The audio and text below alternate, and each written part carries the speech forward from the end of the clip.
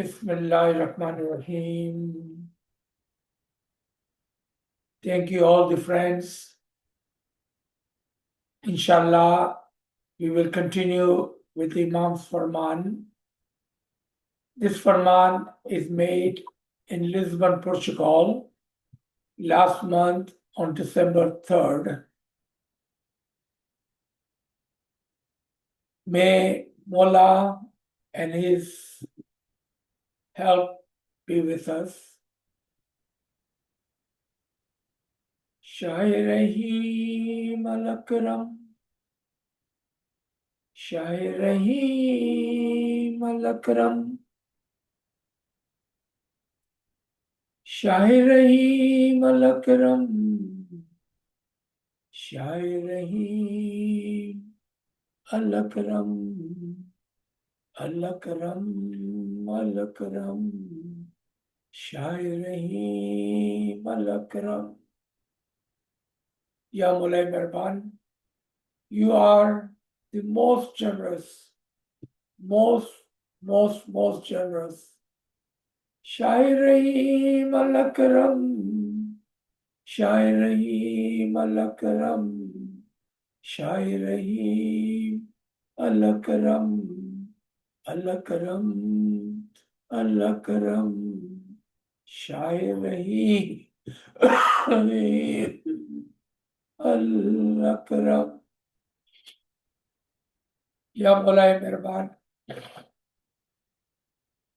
तौफीक ताहीद हिम्मत व यारी मौला या मौला मेहरबान तौफीक ताहीद हिम्मत व यारी मौला या मौला मदद फरमा मदद फरमा.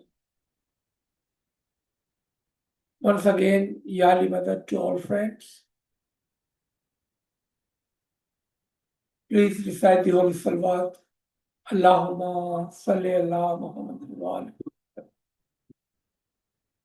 Farman Mubarak, Lisbon, Portugal, 3rd December 2025.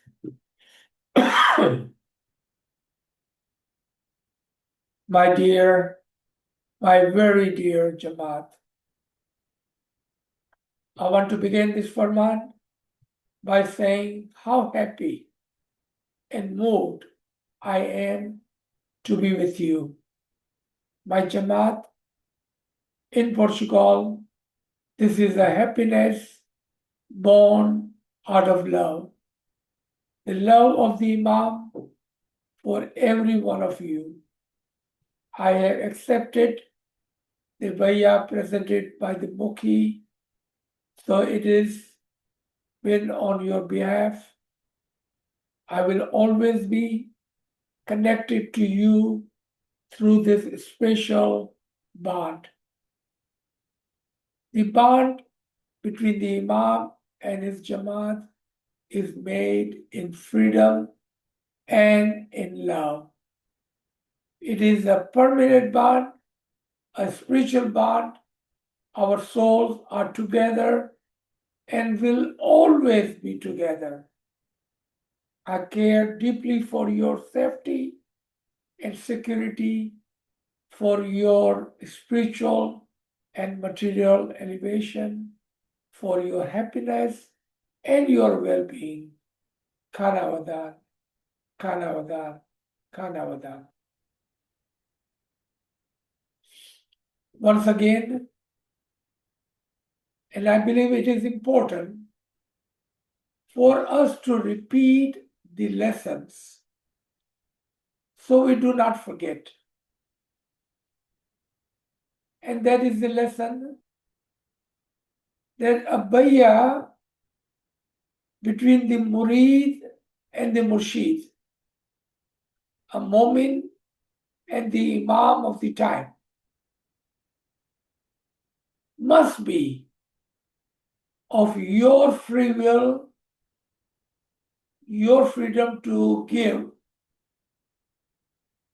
and it must be given in the love of the imam. An imam accepts your bayah if it is offered in freedom and love. But if one chooses not to do so, one should not be forced, pushed into it, shamed into it.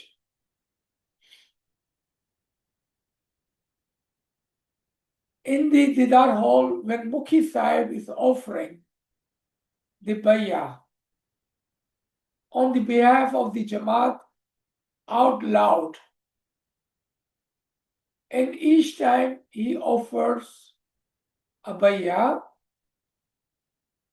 those mu'mineen sitting there who wish to be part of this bayah have a freedom to say Ameen, freedom to say that I accept this offering by my Mukhi, my representative in the huzur of the Imam-e-Zaman. Or one can choose not to say Ameen and can have a niyat, intention in the heart that I do not want to offer my bayah to the Imam of the time. And you have the freedom. You choose to do that. And you have a full free will and freedom to say Ameen or not to say.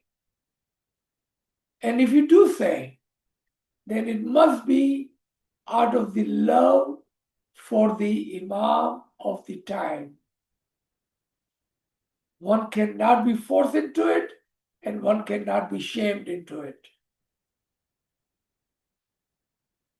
Because without the good intention, without the love for the Imam, what does this word mean? Nothing.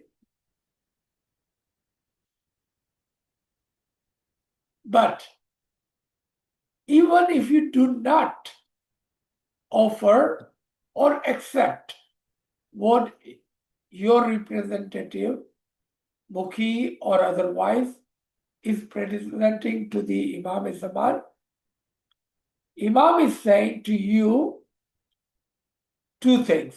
One, if you do so, then it is a permanent bond, a spiritual bond, a two-sided promise. You promise to stay loyal to the Imam. Imam promise you that he will guide you with the love and with his blessings. But if you choose not to, even then, Imam is saying, our souls are together and will always be together. How? Because we are from one single soul of the Imam-e-Zaman. Willingly, we can join him in the bayah, or unwillingly, we stay connected to him. That is up to you.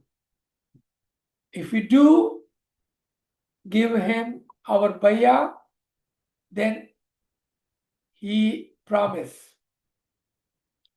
for our happiness and well-being. Then he promised to help us spiritually and physically, material-wise. It's a two-way promise. Two-way promise. I believe we have a good understanding of what we are reading, what Imam is asking us, what is Imam telling us, what we are asking of the Imam, and what we have given to the Imam in the form of bayah. Imam continues, my dearest Jamaat, to my Jamaat in Portugal and Spain, I give my most affectionate, loving blessings to those in front of me, to those who have been unable to attend, and to my Jamaat worldwide. I give blessing for your spiritual enlightenment, for your strength of faith. I give blessing for success in your worldly matters, and I give blessings for mushkil asan, for your troubles be eased and resolved to your satisfaction. Kanavadan, Kanavadan. Here, I will focus on this part. For your troubles be eased and resolved to your satisfaction. That's a big, big promise and prayer. Because normally we don't find ever 100% satisfied. Even if we get everything that we wanted, we want a little bit more, and we are never done asking or we are never satisfied. Imam is saying that this is my wish, that through the blessings of the Imam, and it is the Imam's prayers and wish, that all your trouble be eased. Remember, the underlined word is eased, not removed. Eased and resolved. Once, at the first, it will be easy for you to handle and cope with. And then, if you are shukr guzar, eventually all the troubles will be resolved to your satisfaction. To your satisfaction. Inshallah, Imam is giving us the blessing for the enlightenment. Enlightenment of our soul, of our intellect. If our soul is strong with the nur and the guidance of the Imam, and if we are strong in our faith,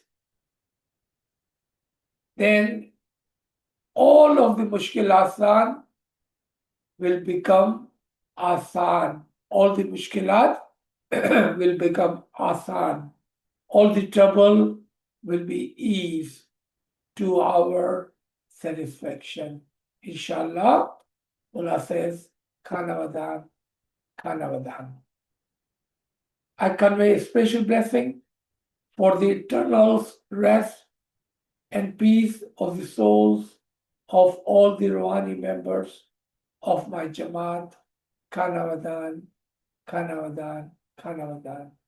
And I pray for the return of the peace in places where there is unrest.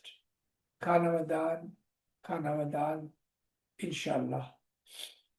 My dear Jamaat, Portugal and Lisbon particularly is written into my family's history. My father chose Lisbon to be his final home. He was happy, Mola paused and sounded a little bit emotional.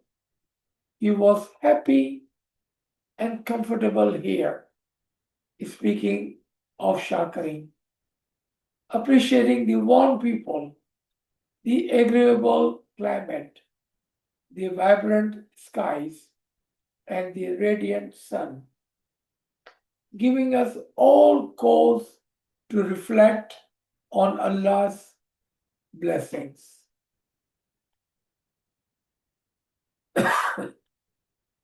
Very true, the Shah Karim at the very end of his physical life and imamat, he chose and moved from the cold weather of France, Egmont, to the warm southern weather of the Lisbon, Portugal. And I'm sure with the very, very great people of Portugal, Jamaat-wise, leadership-wise, government-wise, it gave a favorable environment, an agreeable climate to the Imam and the Imamat, and through him to the Jamaat. That must be a great feeling, a satisfying feeling for the Imam of the time to have and to live in a country or in a state or city where the people are so generous. Inshallah, our Jamaat in the Portugal, be very happy with his comments, and we are very happy for them. And we are happy that our Imam is happy. Inshallah, Shah Rahim will visit the city and state many, many times to bless the country and the city and the Jamaat of Portugal. Lisbon is forever linked with the beginning of my imamat and my taknashini, and it will always be special to me. I was sorry to hear the President of Portugal's ill health, and on behalf of my Jamaat in Portugal and my family, I have extended best wishes for a speedy recovery.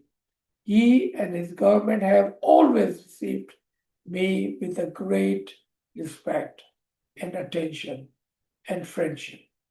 I hope that on a future visit, I may be able to host him to express my gratitude and indeed our gratitude with the courtesies that the government extended.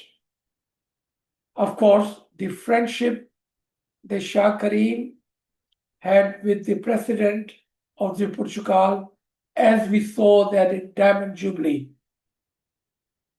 It is not very many occasions in our recent history or in our memory when Imam would receive a president of the country during the Didar. Very few times we have seen that. We have seen that in Pakistan once or twice, and this was the first time we have seen in Portugal in recent history, where Imam received the president of the country during the Darbar or during the Didar event. That shows that Imam saw him as a dear friend, and Imam wanted him to see the Jamaat and wanted him to see how the Imamat works. And I'm sure the Lisbon Jamaat showed that discipline and courtesy to the Imam Zaman of the time and to the president as he joined the Darbar back in Diamond Jubilee. Inshallah, we also pray and Ameen with the Imam Zaman for his full recovery. So may Imam have another great friendship with the President of Portugal. I started a program of Jamaati visits this summer, and they have been a source of inspiration. Meeting with my Jamaat is deeply significant for me. You are always with me, but being together in person has an additional dimension. I hope you will feel what I feel. The power of the connection between us. True, that Imam being Nafsun Wahida, wa kulle Shaheen, we are always with him. We are never disconnected from him. We are with him today. We were with him yesterday, and we will be with him tomorrow. But true, a Zahiri Didar, or should I say, even a Zahiri Didar, for a moment holds a great happiness and a great memory for the years to come. Then why would it not be for the Imam Zaman? He liked to meet us personally. I'm sure sometime he wished that he could put his hand on our shoulder, each one of us individually, shake our hand individually, talk to us individually, or give a fist bump to us individually. But sometimes it is not possible. But having Imam and be in front of the Imam definitely has its own pleasure, another level of happiness for the Mu'mineen, at the same time for the Imam Zaman. Inshallah, more and more didars we will have. So we will have opportunity, and Imam would have opportunity to see that we are a disciplined Jamaat, and we can hold that happiness for the Imam if he would grant us yet another didar. In some countries, these barriers include, let me go back, I missed a paragraph. My dear Jamaat, your Imams, generation after generation, have emphasized the importance of access to good education. In our recent history, my great-grandfather, my father established schools, academics, and universities to ensure that young women and men had access to quality education. I would like, during my imamah, to reduce the barriers to accessing higher education for my Jamaat. Let me read half of the next paragraph, and then I will come back to this paragraph again. In some countries, these barriers include a lack of financial resources. An undergraduate scholarship program, which was established by my father in the late 1990s for the Jamaat in certain countries. This part loan, part grants scheme has supported thousands of murid to access university. Looking at how we can provide more assistance to young members of our Jamaat in certain developing countries, I have decided that this undergraduate scholarship program should remove its loan component and should become entirely grant-based. Now, let's look at the previous paragraph and half of this paragraph. Those of us who are working in some sort of educational endeavor, may it be philanthropy, or you are educator yourself, or you are a student, a learner, then you would see and understand exactly what Imam is saying to us in this Farman. There are many barriers There are countries where there is not enough schools. And if there are schools, they are not schools of quality education. If there is the education, there is no learning. And when they do have education and learning available, then there are financial barriers because that education is very expensive. And we are talking about especially the third world countries and those other countries where education is not free. So first barrier is the area where there is no school. Second barrier, there are schools but not quality education. Third barrier, quality education but no learning. Fourth barrier, financial barrier. Fifth barrier is that Jamaat is not able to get the education they want to get. So they have to settle for something less than what they wish or desire to have. Sometimes Imam uses the word, and most people who read the Farman think that all of this is Imam's plan and he will do all of that. And we don't need to do anything. He will do all of that and his institution will do all of that.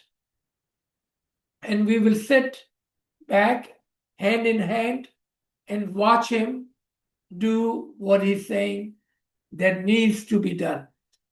Remember, the Faramin is for the Jamaat. Imam is speaking to you, my dear Jamaat.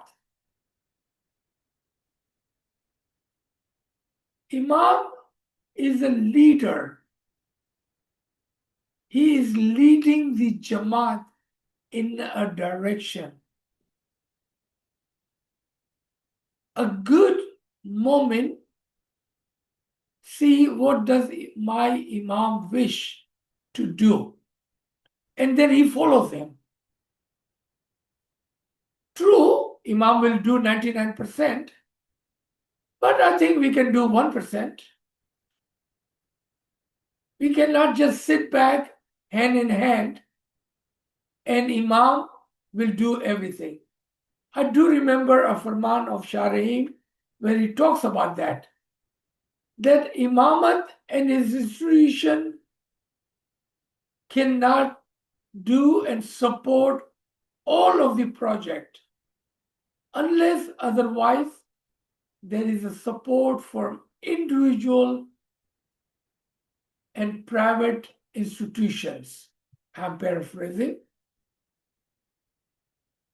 When a private institutions, a private endeavors, private fundings, individual moment who like to follow the Imam and help in the manner that Imam wish to guide and want, then the work of the institution becomes easy and Imam is able to quickly guide the Jamaat and help the Jamaat remove all of the barriers.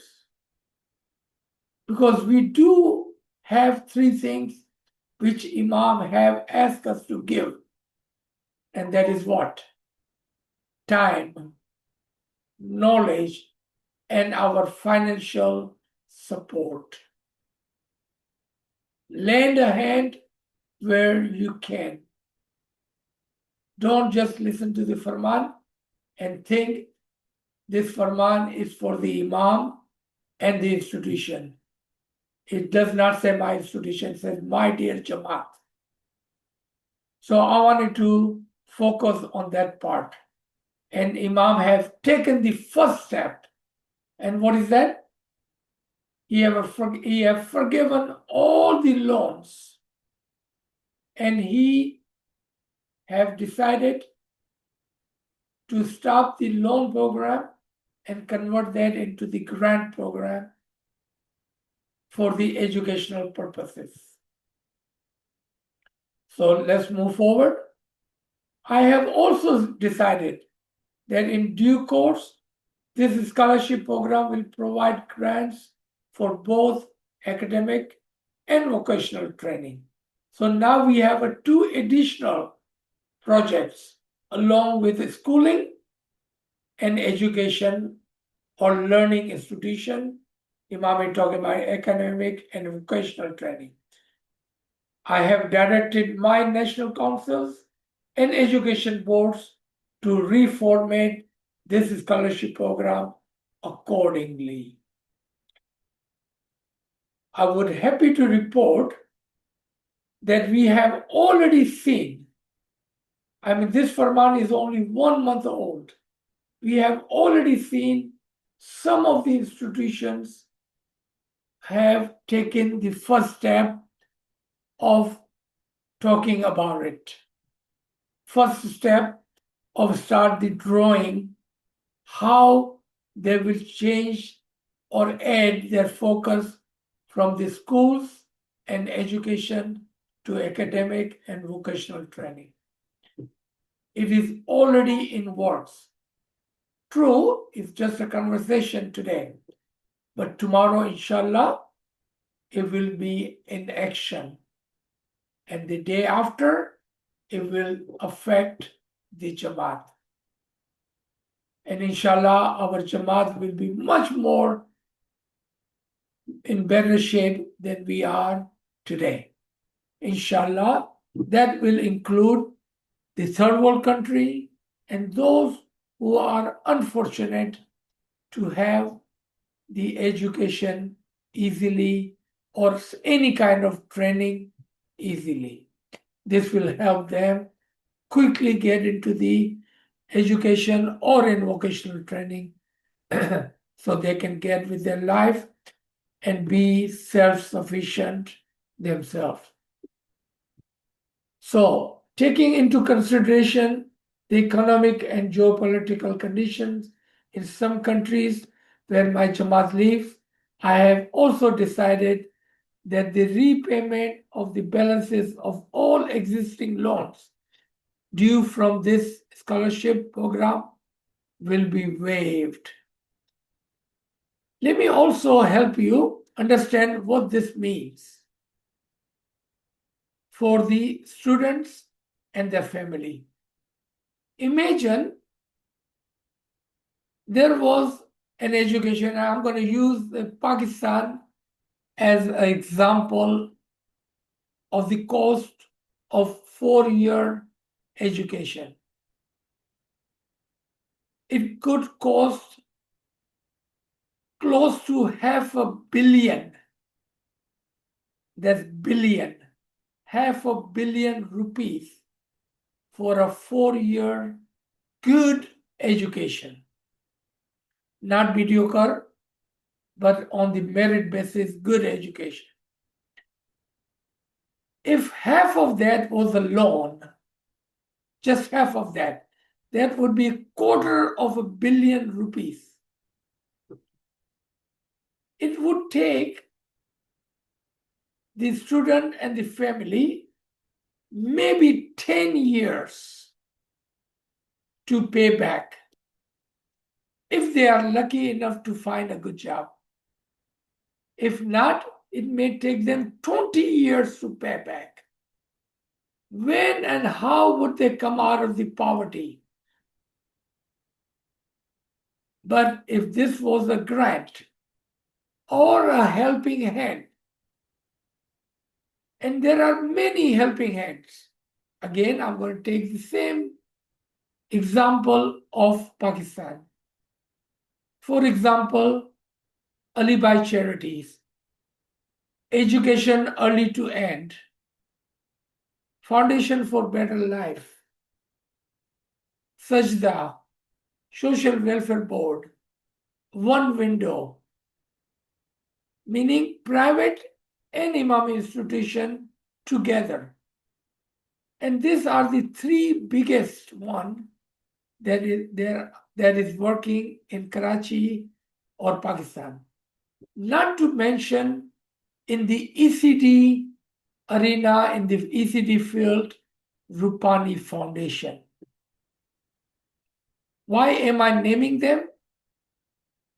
Because maybe tomorrow you would decide to help what Imam want us to do for the Jamaat.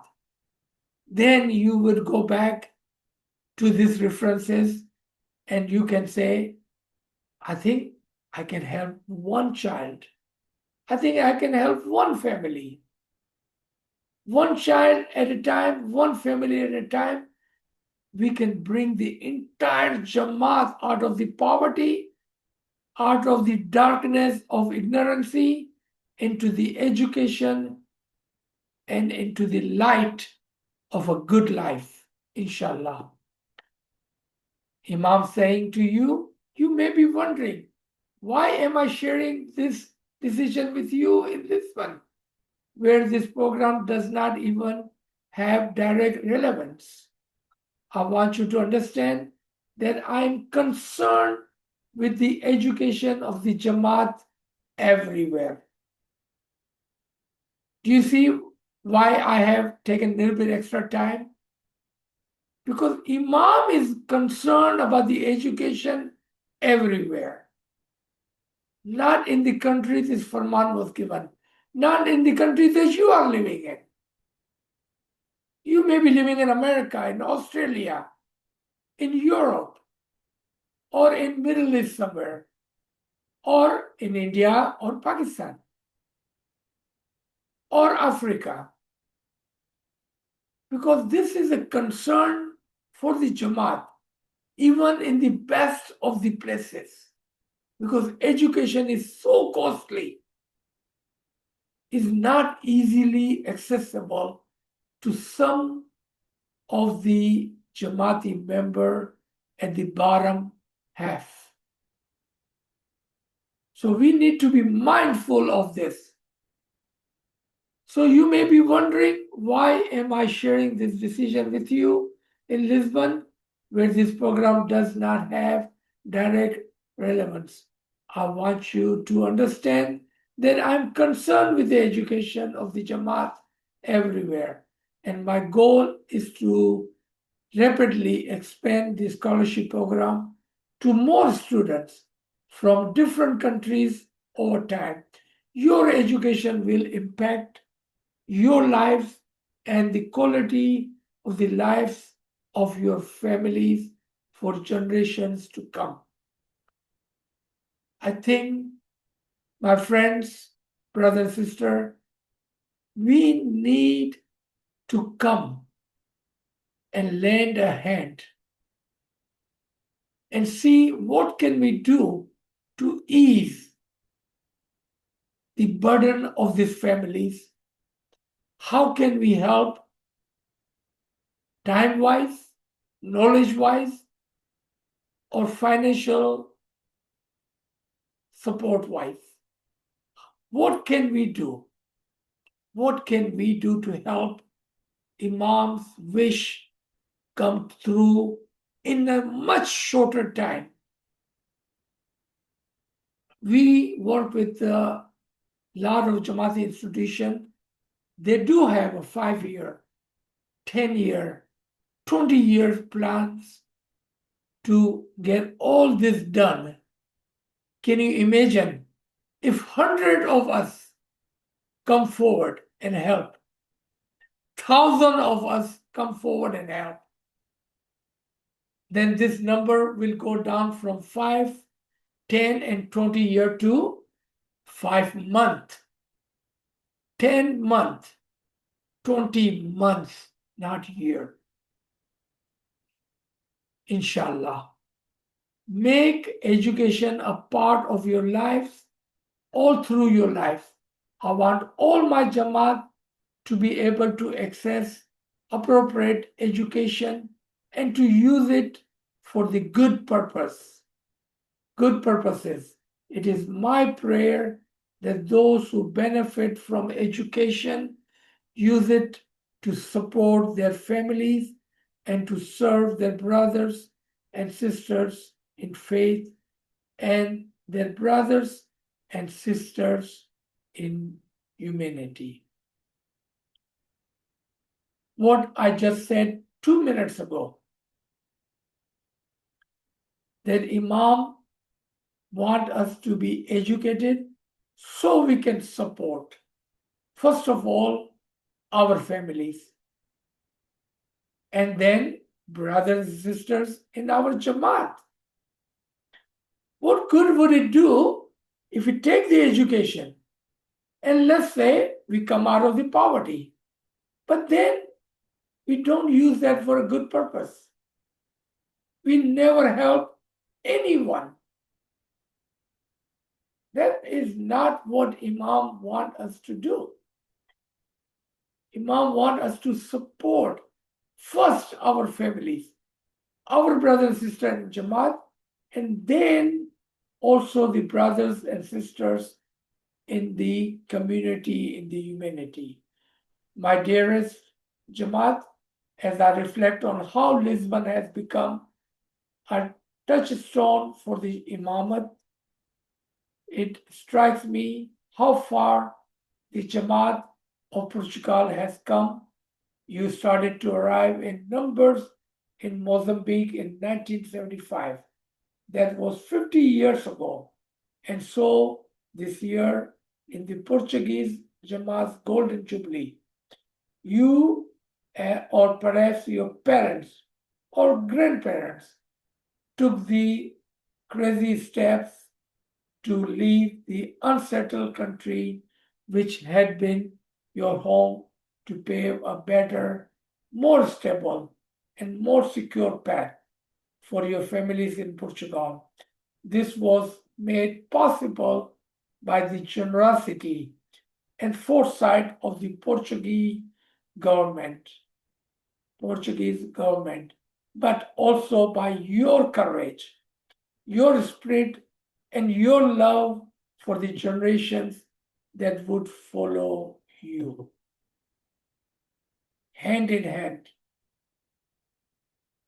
Imamat and Imam have done a lot to move the Jamaat around the world so they may have a better life for themselves and their children and their grandchildren and the generations yet to come. In those endeavors, sometimes the governments of those countries helps. But on top of that, a big hand is led by the Jamaat, who are established in those places, in those countries. Again, I will take the example of Pakistan, where the Pakistani Jamaat is helping Afghani Jamaat. Karachi Jamaat, the southern Jamaat, is helping the northern Jamaat. Just like that in Canada, Jamaat is helping the Afghani Jamaat, Tajiki Jamaat, and other Jamaats. And I'm sure that is the case in Portugal, in Australia, in America, and other countries. Hand in hand, the more we are established or more we can establish ourselves, educate ourselves, the more financially we are stable, we can come forward and help others and others to settle wherever we are. And it does not have to be in hundreds. It can be one person or one family at a time.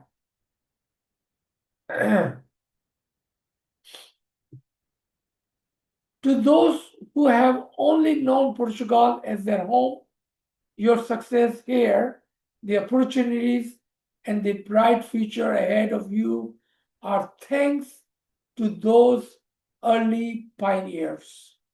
Your lives here have been built on their shoulders, and they are all owed a debt of gratitude.